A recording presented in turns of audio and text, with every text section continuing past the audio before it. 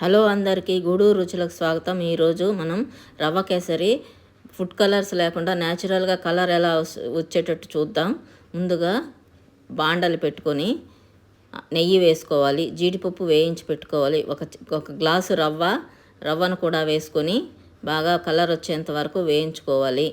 వేయించుకున్న రవ్వలో ఒక గ్లాస్ పాలు, 2 గ్లాసులు నీళ్లు వేసుకొని బాగా ఉంట కట్టకుండా కలుపుకోవాలి.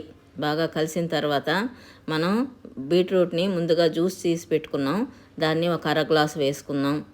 వేసుకొని బాగా చిక్కపడేంత వరకు ఉడకనిద్దాం.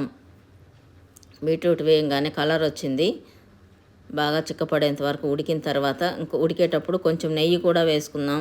ఉడికిన తర్వాత ఒక 1/4 గ్లాసు చక్కెర వేసుకొని యాలకలు 2 తుంచుకొని వేసుకొని బాగా నెయ్యి తేలేంత వరకు ఉడకనిద్దాం. నెయ్యి తేలిందండి, అంతేనండి. న్యాచురల్గా ఉండే ఎంతో రుచికరమైన రవ్వ kesari ready. Please like, share and subscribe.